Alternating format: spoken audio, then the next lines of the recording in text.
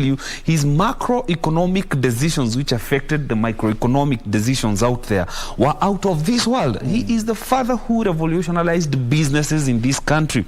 When he came into power, I remember mobile phones were not easily affordable, and so only the few elite people like you would. I was not an elite then. You could imagine where I was. You say amen. First of all, am I even an elite in the first place? My point is, you know, only a few people could afford mobile phones, and so when he came into power, he realized the importance of having a proper communication infrastructure, which again gave birth to an online money revolution, which is M-Pesa, which has helped businesses run so sufficiently. You know, a long time ago, to send money, you would either give someone, you wait for someone who is going to maybe your reserve, you give them something, go give my mother this. Now you don't need anybody to give that money or send that money via posta. You just send to your mom, or you do business from wherever. And so Kibaki goes down as one of the best presidents this country has ever seen. And a salute to him. May God continue giving him peace, because that's a well-deserved rest. He served his nation greatly, and he's a man who beat the odds. He was a man who did not care about speech. He knew the most important thing to do was work. There is no single time I saw him, by the way, you know, the way, what do you call them, reading a speech. In fact, in most cases, he was asking, where is that speech? I don't even know where I've put it. Obviously, unless in public holidays, when he would read his speech, and not for so long. Yes. But 7.5% is what you gave him, which is quite a high score. It is a high score. But I'm just wondering, where is the other 2.5? Of course, no one is perfect. No one can really. If we were talking about a 10, then it means we would be in Singapore today. But what he did, he left a very good foundation to take us to Singapore. Yes, to be a Singapore very soon. I was actually hoping that the 2.5, you would tell me whether there were failures on his end as president. Not really, because in 2007, 2008, at the height of the political year, is when we saw a bloodbath in this country. All right, and there are things we cannot speak on air right now, and so we will overlook that one. Let his soul there. And of course, we'll also look at, you know, past 2007 and coming into birthing the constitution that we have, a progressive constitution. And also we'll go back a bit and look at this man who comes to help a country that is not independent. But let me first throw it to Victor Olo to introduce his guest and probably have a bit of a banter before we come to this end. Victor? Absolutely. And with me, I have Ambassador Ngovi Kitau, who served as ambassador to Korea. That is between 2009 and 2014. Correct. That is under President Mwai Kibaki. Correct. You've lost a boss. Yes, I have. And thank you very much, Victor, and the management of KBC for giving me this opportunity to share my experiences with President Mwai Kibaki. Right. Yes. President Mwai Kibaki, I would say, is one of the best presidents Africa has ever produced. He was very sharply focused, revolutionary, and very visionary. Right. I will start by how I entered the civil service. I was the managing director of Marshall's East Africa. Marshall's East Africa, yes. Marshall's East Africa. And there was an Africa-India summit in New Delhi. And I was requested to attend that summit on a cost-sharing basis. And I did attend. What surprised me is that when I go to India, I met presidents from other African countries. I met President Thabo Mbeki from South Africa, right. President Museveni. But for Kenya, I was the Minister of Foreign Affairs, Honorable Wetangula. And that kind of surprised me that Kibaki was willing to delegate and create space for others to excel and to show their capacity. So that is my first encounter with the Kibaki's management style. Yes. You know, what you've said has been said by so many people, that President Kibaki never got into anybody's space. Once he gave you the mandate to do your job, that was it. Yes, that is correct. And in my case, when I was posted to the Republic of South Korea, I was the first Kenyan ambassador to that country. I was actually on my own. It's like he gave us executive powers to do our jobs. But he had designed one of the best performance contracts I've ever seen. I never knew that civil service had gone to that extent because I was from the private sector. But I found that he had designed a performance contract which was superior to what we had in the private sector. Yes. Yes. His foreign policy, people would say, the way you said, that he is one of the best presidents that Africa ever produced. Yes. From your own experience, how were his foreign policy? You know, South Korea is a very close ally to Kenya. Yes. And you are the first ambassador, as you say, to bring that tie and to bridge that gap between Kenya and South Korea. His foreign policies, how were they back then? At that time, Kibaki had introduced a different management style in the country. He was operating under what we call the National Economic and Social Council, which was guiding his decisions. And on the foreign policy, we were implementing what was known as the Look East policy. And the Look East policy was basically to look at emerging markets, newly industrialized markets, and see what we can gain from them, how we can interact with them, how we can partner with them, as opposed to focusing so much on the Western side. And when I go to Korea, my assignment was first to establish why Korea has developed so rapidly, taking into account that at one time, in around 1964, Korea was very poor. They borrowed money from us, and they were not able to pay a small amount like $10,000 for a period of 2 years. Did you get that answer? As you settled in South Korea? Yes, I did. And it is what Kibaki used to bring up Kenya. What the Koreans had done was to come up with a strategic development plan for the country. In our case, we call it Vision 2030. The Korean version of Vision 2030 was from 1962 to around 1996. So it took Korea that 4 years to move from an aid recipient to a donor. Right. And Kibaki wanted us to learn what is it they were doing we can do. Absolutely. And we were able to establish what we could do, and a lot of that was done. And when you talk about Vision 2030, education, infrastructure, proper healthcare, industrialization, foreign policy, etc., those are some of the basic background and backbone that President Mwai Kibaki believed in. Yes, those were, but I would like to isolate two. One was education. Education. And I will tell you where we are on that one. In the case of South Korea, the education policy was based on the industrialization policy. It was not education per se.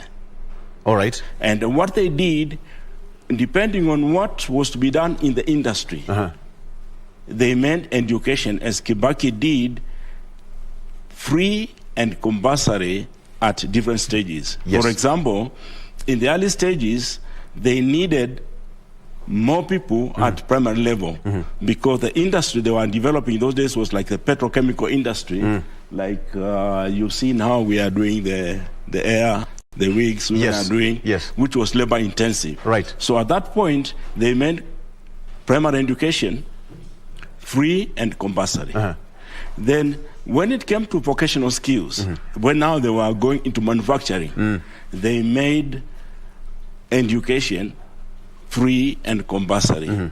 And as they progressed, they went to what we call the knowledge-based economy. That is the same thing that happened in Kenya. That's free primary education that President Kibaki introduced, and then now we have a CBC. Yes. Right.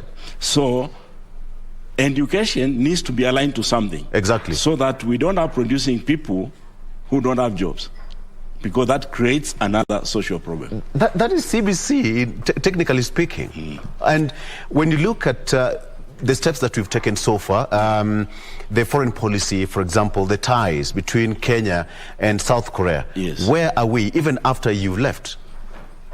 I would think that the relationship has actually matured, because one of the assignments President Kibaki gave me was to go and establish why has the relationship of 1964 not matured. And I found that the Korean culture was different from our culture. And nobody had taken time to understand how they operate. So in the case, because Kibaki wanted us to implement economic diplomacy, because the Cold War had ended, USSR had collapsed. Yes. So there was no point of going so much on the political side, because he didn't see any growth in that. He wanted us to do economic diplomacy. Yes. And in that area, I discovered that the Korean culture is different from our culture. Koreans do business through trust. At the same time, Koreans don't trust. So that became a problem. That's tricky. So we had to find a way, what is it we can do with the Koreans where they can trust us? And that was to bring on board some Koreans to work with us. And if you remember the National Economic and Social Council, we had a Korean on board, Professor Kun Mo-chong, who was able to guide us on issues of Korea. And from there, we were able to get a lot of scholarships, which Kibaki was very happy with. We were able to do the ongoing project at Konsa, the KAIST. The Konsa City. The Konsa City, both the urban planning and the education.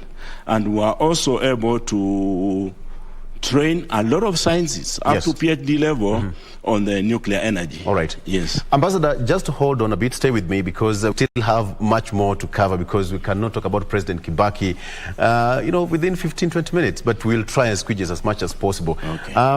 Kioria, you've had it. So Vision 2030 is more or less the same as the Korean kind of system, early childhood development, which Ambassador also said that was borrowed from South Korea. So we are making baby steps. We will be there someday, right? Absolutely. And it's very interesting to see, the steps we're making towards achieving that Vision 20, that we would want to hear his opinion about the same and whether we are in a good place.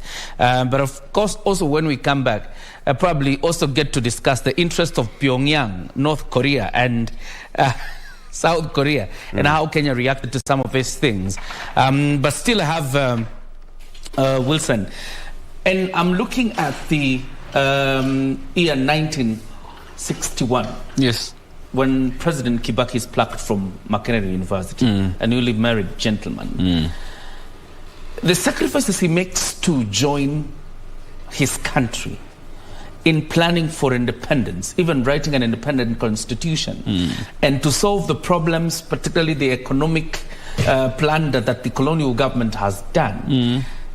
It's a very rare sacrifice, particularly that we don't see from the current crop of politicians. Kibaki was a peculiar man in so many ways, okay? He's actually one of the longest, if not the longest serving member of parliament, which he is, by the way, in the area, meaning that he got into politics at a very early age. And if only Kenyans would have given him power when he first sought it, you remember when that in was 92? In 1992. If we had believed in him, because he was not a political politician in terms of what we would call politics, because we love people who lie the best, we love people who love telling stories when they are looking for votes. Kibaki was such a gentleman that if he said it's doable, it's doable. If it's not doable, it's not doable. And so he was called so many names, and I wish that Kenyans believed in him. But today, only 10 years of his presidency defined this nation. And so having someone like Kibaki, moving forward, we can pick so much from him. Let us not even look at how political you are, let us concentrate more on how agenda-oriented of a person you are. Because if we had gotten Kibaki to be president like 20, 30 years ago, then if we borrowed this the economic model from South Korea, then it means we could be somewhere near South Korea. What is South Korea known for? Look, it is all the things that Kibaki stood for. Industrialization, quality education, infrastructures, good manufacturing. And when you look at the things Kibaki was doing are not political. Those are the things that he implemented.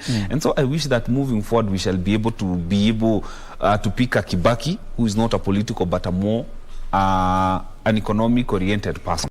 Yes. And looking at pre-independence Kenya and a bit of post-independence, because the people who actually got to get Kibaki from Makerere, the late Tom Mboya, yes, and Mzee Jaramogi Oginga Odinga, yes, it appeared like merit mattered to a pre-independence Kenya than it does now. Yes, yes. Because all we consider today is tribe, other than the capabilities of people. Yes. I think back then common sense was very common to so many people. Merit mattered, and they were able to pick brains. It did not matter from what tribe you came from. They picked brain because we were a young nation. We were just learning how to crawl, not even walk. And so they needed every other brain out there to come and serve this nation.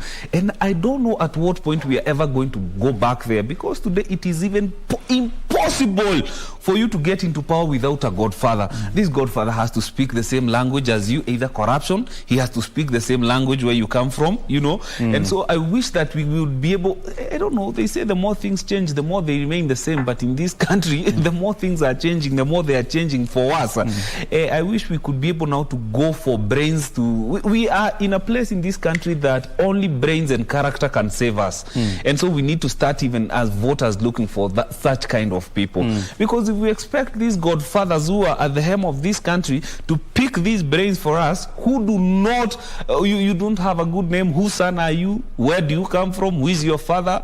If we're able now to pick someone who can be able to help this nation, I think that is the way to go. Yes, we need to do that. Among the most recorded times of economic prosperity, of course, other than when he takes power as president, is when he's serving as Minister for Finance and Economic Planning.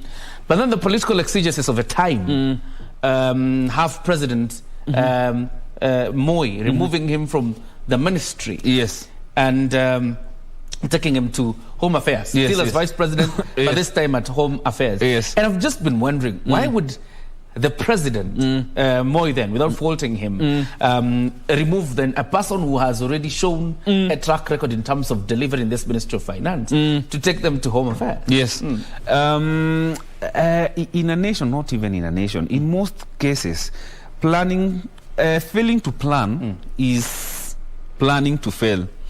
And so this country was crushed economically, socially, when Moi was in power. Let's not get into details. He's not here to May his soul rest in peace. May his soul rest in peace. And so Moi was not the kind of a leader I would say was a structured leader in terms of planning, in terms of facilitation. Moi is the guy who would wake up in the morning and just say, let's go to this place. And so when Kibaki came with strategy and planning, when you're talking about planning, you have to rub shoulders the wrong way with people who are not planning. And so if you want results, you have to get rid of people who have been in that place doing nothing. And so he came with strategies and planning, and so many people around Moi felt this guy is a threat to our positions. And so he had to leave. The most regretful thing about Kibaki is that he is the best president who only got to rule when he was a bit older. I wish we picked those brains. I wish our fathers and our mothers and our grandmothers picked those brains when he was still younger, when he still had the energy to run this country. Why do you think we didn't pick those brains at that point when he was younger? Moi was he was the biggest hindrance to this nation. Anything to do with planning was not Moi's thing. Yep. All right. There's also the question, of course, we will be showing pictures of the queues in Parliament right now as people continue to line up to view the body of the late President Mwai Kibaki. But looking at President Mwai Kibaki, obviously he fell out with President Moi, and he's removed as Vice President, then taken to the Ministry of Health. At some point when nobody expected, when the President has said cutting down Kanu is like trying to cut down a mogumo tree with a razor, how does he emancipate himself from being a pro-establishment to now positioning himself as opposition to the very same government, to the very same party that he had said is very difficult to cut down? Kibaki's presidency was some sort of miracle. It was a miracle, by the way, in the making. We would have hoped that Moi would have picked Kibaki, and maybe Kibaki and Raila as his deputy. But the issue of whose son are you again played in those politics, because they picked a greenhorn politician, or rather Moi picked a greenhorn politician who was President Uhuru, who didn't come with a wealth of experience, and so he was just positioning him for presidency someday. But again, look at what that did to our nation. It was a blessing in disguise, because supposing Uhuru got into power and missed out on a Kibaki presidency, the question therefore is, could we be where we are today? Could we credit the things could we have credited the things we credited Kibaki for 10 years when he was in power? That's a question for another day. But so when Moi betrayed this to Kibaki, in fact I say Moi is the one who betrayed Kibaki, but that betrayal was a blessing in disguise, because when Moi and Kibaki came together, that's when we created Kibaki. That's when Kibaki was born to be the leader he had always wanted to be in this country. Yes. And before we hand it to Victor, when President Kibaki assumes power, like any other leader, like any other person, he had the opportunity. Obviously, you remember when President Moi takes power in 1978, the people who called him a passing cloud and stuff like that, obviously he had a way of dealing with them, true. Including moving them. Yes. President Kibaki had a golden opportunity to revisit, let me use that word, to revisit the ills visited upon him by probably President Moi and his allies. In fact, Kiraitu Murunge says at some point they wanted to jail President Moi, but President Kibaki refused. He refused. Why? Kibaki was a man of peace. He loved peace. He enjoyed his tranquility. You know, he had so much peace within himself that he gave that peace to the nation, because it was so easy for him to do that. But he failed to do that because he knew the implications of doing that. And he just wanted to see a thriving nation. And sometimes I'm tempted to think, I think older presidents are good because they just think about a legacy. And so Kibaki, even look at him when he retired from power. He did not meddle with the running of nation even after he left power. He just wanted to enjoy his retirement at peace. And so we didn't even see these presidential candidates going looking for him. He just said, I'm told at one point he said, mimi nilifanya kazi yangu nikamaliza, nyinyi fanyeni kazi yenu, ni wakati wenu. And I wish moving forward we would get so many Kibakis, because he was just interested with not political theatrics. Oh, he has jailed this one. He just wanted to see a thriving and a working nation, and that's what Kibaki gave us for his 10 years presidency. And I remember sometime addressing the president and his deputy saying, hawa vijana wafanye kazi, waache mambo mingi wafanye kazi. We have lost one of the best presidents we are going to have, and he goes down in the books of our history as the father of so many things. Remember when Thika Highway was done? We could not believe it was Kenya. We'll talk about it. All right. We'll talk about it. Let's first take it to Victor. You know, Victor, picking up from when President Moi retires, I would want to understand probably from Balozi how Kenya's foreign policy changed, because one, you have a country that is reeling from a weak economy, a negative global image, and you have, even donor confidence in the country is at very low and minimal. What does President Kibaki do to restore donor confidence and, of course, the standing of this country in the global world? Ambassador, that question is raised to you. Yeah, well, thank you very much for that question. I'll say that when Kibaki took over the leadership of this country, the economy was not in line with the expectations of the Kenyans. And without being critical, I think Kibaki came up with a very clear plan on how to transform the economy in terms of manufacturing, international trade, and employment.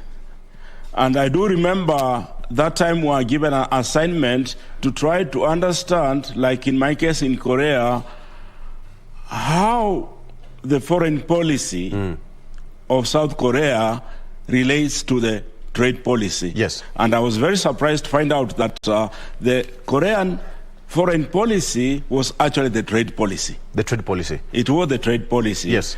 Their job was to go out there and create market for the Koreans in everywhere in the world. So they had segmented the market, which is something we also try to copy, yes, where their focus was on advanced economies where they could produce products for those markets which are of high quality and good profits.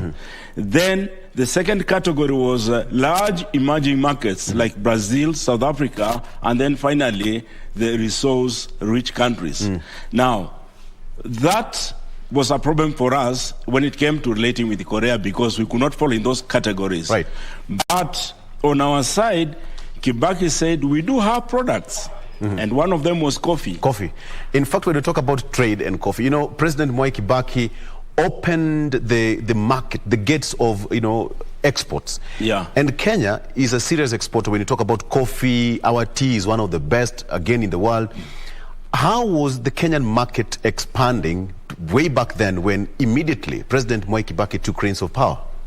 Yeah, let me talk about coffee. When Kibaki took over, our exports of coffee to South Korea, the value was like $1 million per annum, despite the fact that we had so much coffee. Yes. Then we embarked on a strategy to get Koreans to test Kenyan coffee and compare with others. And I remember the market entry strategy we used was, there was a big exhibition where the president of Korea was visiting. And we insisted that the president of Korea should test Kenyan coffee and the prime minister. And the moment they did that, the market opened. And Kibaki was very happy because in the following year, the value of our coffee exports to Korea jumped from $1 million to $6 million and then finally to $25 million a year. And in honor of Kibaki, before I came back, I introduced many brands of Kenyan coffee in Korea, including Kiambu Coffee, Masai Coffee, Mount Kenya, Nairobi. The last branding I introduced Odaya Coffee through a supermarket chain called E-Mart. E-Mart. Yeah, that was in honor of Kibaki. How is the consumption currently? Sorry? The introduction, the sets of coffee that you introduced. How is the market rate right now? The Korean market keeps on rising. How is it performing? And as the end of last year, the Korean consumption of coffee has reached 100,000 tons, metric tons. Unfortunately, our production of coffee has dropped from 128,000 tons a year to 35. All right. Okay, so your screen there, Kenyans are tripping in at the parliament buildings. And of course, today's number is slightly bigger than yesterday. And yes, so to speak, yesterday it's a few minutes to 8 in the AM, and the number keep on rising. Of course, being the last day, we would expect a lot of activity, Kenyans coming there in droves. There's a gentleman who said that he left Nyeri in the morning, or there to be precise, just to come and pay his last homage to the late President Mwai Kibaki. Today is going to be a very busy day at Parliament building. So, yes, it's open to the public. It's your chance to have that one moment that perhaps, you know, many people did not have a time to meet him face to face when he was still alive. But that is life. That is life. As Kiore said, that life is transient. And so we have to appreciate it. Kiore, as you pick it from there, let me ask this way. At some point, Kiraitu Murungi, who is now the governor, said that they were ready to pick charges against President Moi when Kibaki took over power. But it is President Kibaki who said, you know, it doesn't have to work like that. Perhaps if you can just shoot that question. How was President Mwai Kibaki when he even invited President Moi to State House 6 months down the line? And President Moi was a bit, you know, jittery. He wasn't so comfortable with it. But nonetheless, they still met. And it's something probably Willie Kamau will comment on because I think President Moi had the right, or was in his element by, you know, being jittery about it. Remember what happened during the swearing in of President Mwai Kibaki. There are people who threw stones at him. Yes. Which then means when you see how President Kibaki treats President Moi after he has assumed power, it means then what happened at Uhuru Park to President Moi means then loyalists of these politicians can actually set up a country in flames. Very true. Even without being sanctioned by... Very true. Remember when Kibaki was being sworn in, he was actually recovering from a very nasty accident. And so he was, I would say he was not in the political meetings of what was being planned around the swearing in date, or rather before they got there. That means they were telling him, they would look for him, tell him, oh, the next president, this is what we have planned, and he would just give them his blessings. And so I feel Kibaki is the best man in terms of showing leadership skills, because leadership is not just about development, it's about even peace, it's about knowing the right thing to do. And Kibaki seems to understood these things, because what could have been the implication of jailing Moi? What would it have costed President Kibaki to invite Moi at State House and just have a cup of tea with him? Just, you know, what I want is just let's build the nation. And that was a very good gesture that again goes down in books of history. Remember how many years are those? We are discussing it today as a very good gesture. It will continue to be discussed because he was a man full of peace and stability within himself. Remember, he was not even a bitter man. He had been called General Keguya. You know what that means. Yeah, but he did not visit these things. He was saying, hey man, I do not have much time left. I am old. Let us fix this country. Let's do what we can do for the sake of this nation. Remember when Kibaki was taking over power, the country's economy was shattered. Nothing was working. No system was working.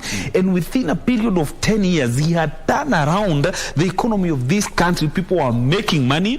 Banks were hawking their services to the people. You would find Barclays, you know, all these big banks, they were pitching tents at Gekomba, you know, near, what do you call them, these bus stations. Even OTC. Just for people to come and just to sell their services. But why? Because he had created an economic boom of circulation of money that was so great that people stopped complaining. You know, when people are busy working, they are eating, they don't have time to complain, as opposed to previous president. And you know, what surprises me about President Kibaki is the fact that he resisted overtures to borrow money from outside the country. Yes. And he relied so much on taxes being collected, the revenue being collected, but also a bit of borrowing from local banks. Yes. What makes me get surprised is the fact that even with the local borrowing and depending on revenue, he still did not overcrowd local borrowing to the sense that even the normal person, even that small business was still able to access credit from local banks. If you look at his economic model, he was first empower people before taxing them. Because there is no way you can tax people you have not empowered. And look at his macroeconomic decisions. He waived taxation for anything, for any asset generating items for people. One, he created a communication, an infrastructure communication that enabled people to do business from whatever part of the world, of Kenya, by waiving taxation for mobile phones. And so mobile phones created a job like no other for the people who imported and brought in the mobile phones, the services these mobile phones were offering to Kenyans. And then you can look at one of the most amazing things he did. When Kibaki took over power, he waived taxes for bodabodas. Okay. Yeah. I think a bodaboda back then was costing the most expensive one was at, I think, 65,000. Today it's about 120, double the price after he has only 10 years gap. And so young people created jobs out of these bodabodas. And so these guys are making money. So where do they take the money? Banks like Equity Bank come in and they start growing exponentially. So actually, Equity started as Equity Building Society. Exactly. Under Kibaki. Yes. And then finally becomes a bank. Exactly. Why? Because the people down there were economically empowered by Kibaki so much that they started saving. And so when you save this money, what does the bank do? Hey, government, do you want money? Yes, we have money. So, and you know, the banks will always prefer to work with banks more than even giving you money. And so Kibaki understood the importance of empowering these people to save money in these banks, just like China and South Korea, what they do, by the way.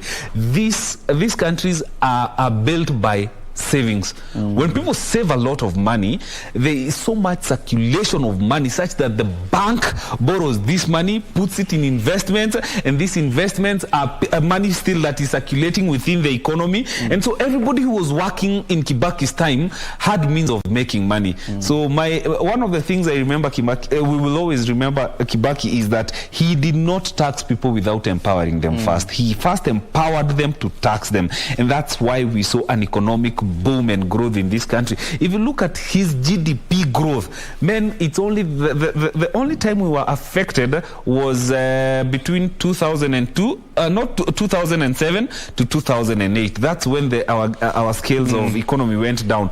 But as far as growing the economy, Kibaki knew how to do it, and he grew the economy by not taxing people, but lowering taxes for people. All right.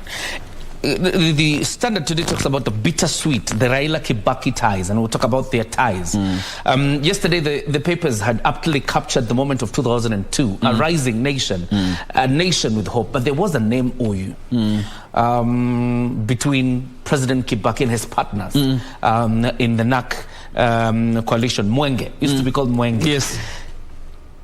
And the papers are trying to paint a situation where this was a very big moment for the Republic that President Mwai Kibaki squandered in terms of ensuring cohesion and political stability. Do you think so? No, I don't think so. Kibaki was a man wise in so many ways. And remember, all these are politicians. He had seen what politics can do to a nation. And so Kibaki had to betray some things for the sake of this nation. And so today we look back and we are so thankful that he did not allow so much politics into his presidency. Because if so much politics played in his presidency, he would not have done whatever he did in terms of achieving and taking this country to the next level. And so I am happy he even did that, because it was avoiding taxes. Remember, Kibaki had served this country for so long, and he knew the characters and the persons of these people who were just trying to find their way into his leadership. And so I am happy it never happened, by the way. Of course, we will talk about the friction that emanates from him not respecting that MOU inside his government. We'll talk about it in a bit. But Victor, it is important, you know, whenever a country is discussed in terms of its foreign policy, good neighborliness is one of them. Yes. And in terms of trade, because Kibaki really paid a lot of attention to issues of economy and trade, I'd want probably to know from Balozi, what was the volume of trade between Kenya and her neighbors before President Kibaki took over? Ambassador? Sorry, repeat that question. How was the trade between Kenya and our neighbors during Moi's regime, and probably just to add, after? Moi's regime when President Kibaki took power? Yeah, when Kibaki took over power, he brought in the enablers, the infrastructure, and that saw an exponential growth of our trade with our neighbors, and especially Uganda. Yes. Before, they were a little bit uneasy. There was dissonance because of the way the country was run. Now and then, there would be clashes here and there would be protests, and that delayed their cargo from the Mombasa port to Uganda and the countries beyond. And Kibaki made sure that whatever happened in the country, the trade between the countries, the trade between Uganda and South Sudan were not affected by disagreements in the country. So the volumes grew. You know, when you talk about the growth, the issue of peaceful coexistence, peace resolution between countries, we have conflict resolutions rather, and, you know, etc., etc. During Moi's regime, it was a bit kind of unilateral. But when President Mwai Kibaki took over, it all changed. But still, he maintained some of the aspects that Moi carried along with him. But President Moi was somehow personally involved in the peacemaking processes. But Mwai Kibaki used proxies like ambassadors like you. How would you describe his leadership in terms of peace resolution approach?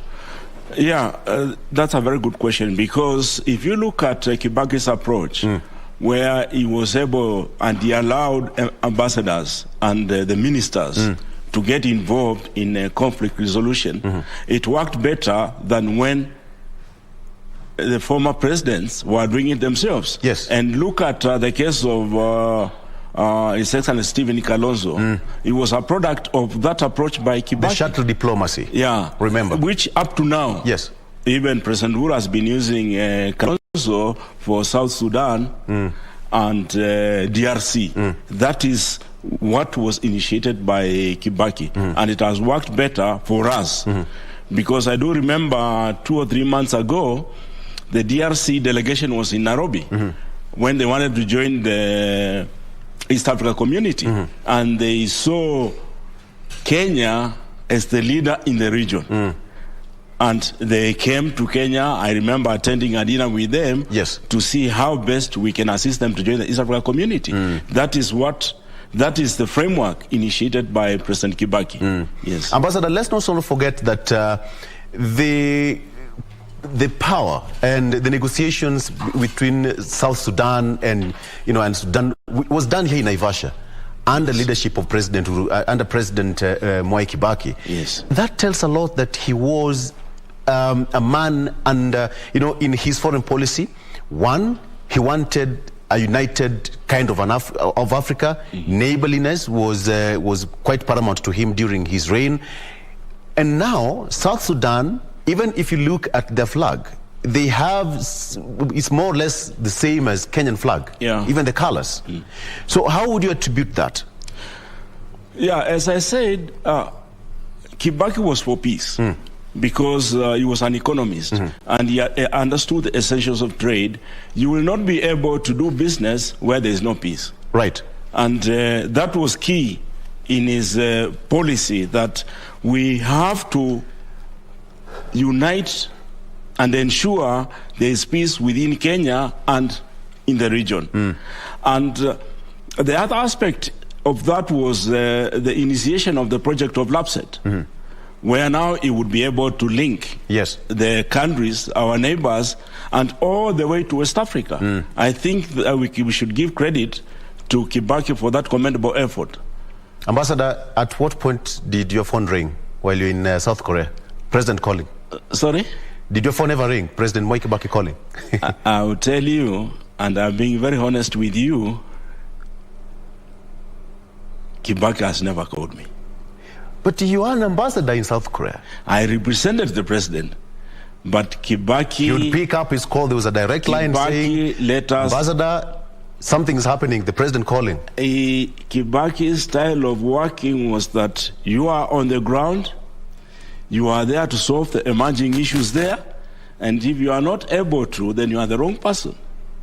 because he is sitting 15,000 kilometers away. Yes. You understand the policy. You know the framework. What's he calling you for? What is he calling you for? Yeah. That means you are unable to manage. Yes. And he had given us executive powers to perform. The only time I saw Kibaki get involved is like he was getting unhappy with the progress in the energy sector. Because Kibaki was switched on manufacturing. Right. And the cost of energy was slowing us down. And he got all the ambassadors and took them to Kitui, to the Mwai place, to see the coal which is there. And he told us to go and look for investors so that we can harvest this coal and get cheaper energy. A leader extraordinaire. His phone or your phone never rang during President Kibaki's tenure. I don't think he had time for such things. Oh my goodness, quite an interesting person. Jacob, a lot has been said about President Mwai Kibaki, and as you can see on the left on your screen there, happenings at Parliament buildings. Today is a double line. Jacob. Yeah, it looks like it will be a tough day for security officers keeping guard because the line is way too big today. It's not like yesterday, but you know the typical Kenyan style of using the very last day of making hay while the sun shines. And that is what exactly we're doing. Of course, you can see the exercise of viewing the body has started at the Parliament buildings. And therefore, if you still want to participate in the exercise, you can still run there. And of course, join fellow Kenyans. You saw, the people Purity Musea was talking to this morning, exuding hope that they will be able to view the body, but most importantly, celebrating the life and times of President Mwai Kibaki, who served this nation for too long, and again 10 years as President of the Republic of Kenya in various capacities before becoming President, including being Vice President. And those are live pictures from Parliament, and that is what we'll be doing for the entire day today. By the way, there was supposed to be a sitting of the National Assembly today.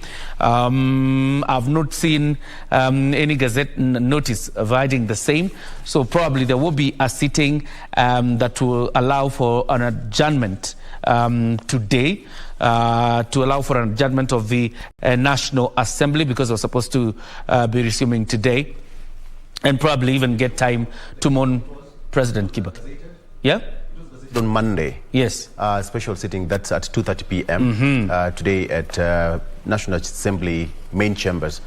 Absolutely. Yeah. That means then the National Assembly will also get an opportunity to mourn President Mwai Kibaki, who was in that chamber for so many years, representing Donholm constituency, the current Makadara constituency, and then Othaya from 1974.